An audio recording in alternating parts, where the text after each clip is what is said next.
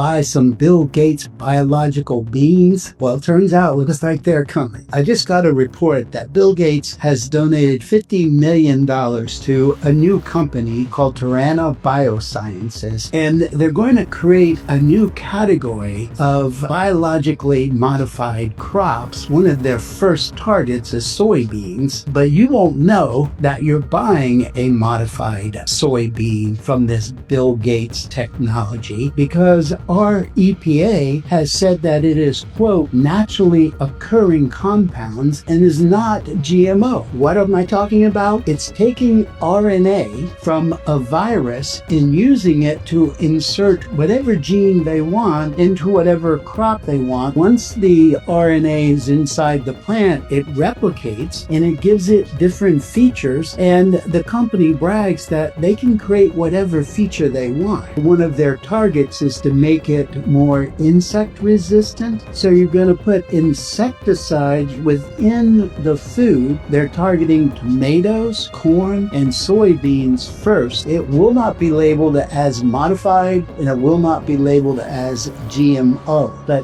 Bill Gates is betting on making profit by genetically modifying our food without telling us. Our EPA has already given it the green light. What if I told you that a new technology designed to rewrite the biology of your food has already been approved and you probably haven't even heard of it? On July 1st, 2025, a company called Terrana Biosciences quietly launched. It's a startup created by Flagship Pioneering, the same venture capital firm that founded Moderna. And just like Moderna's mRNA vaccines, Terrana's mission is to rewrite biology, but this time, not in people, in your food. Flagship Pioneering invested $50 million to get Terrana up and running.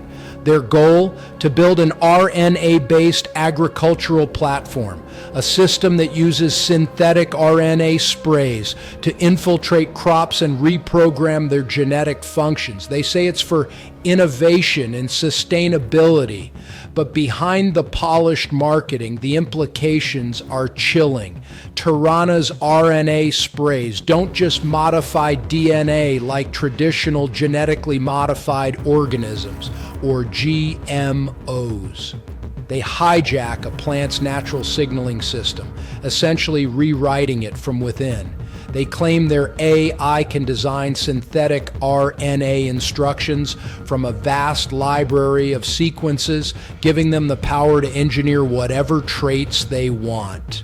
They've already proven it works on tomatoes, corn, and soybeans, and have a pipeline of over 15 new crop modifications coming next.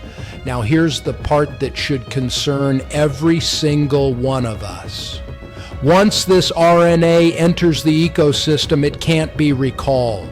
It spreads, it replicates. It may even cross into the food chain, affecting you, your family, and the environment. This isn't science fiction. This is approved technology. The EPA, the Environmental Protection Agency, has already given Terrana the green light to move forward with its biological beans. Their first target, soybeans, then tomatoes and corn seeds. But here's the deception. You won't see a label saying GMO on these products. Why? Because the EPA calls these RNA compounds naturally occurring, meaning they don't have to tell you.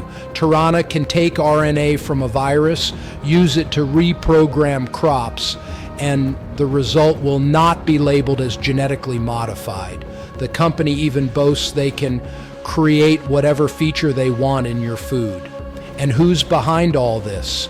Noubar Afeyan, the founder and CEO of Flagship Pioneering and the co-founder of Moderna.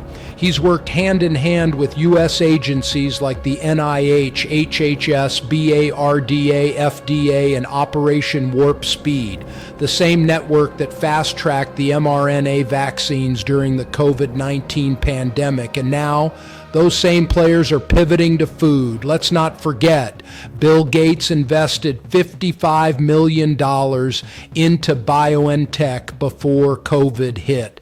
That investment is now worth over $550 million.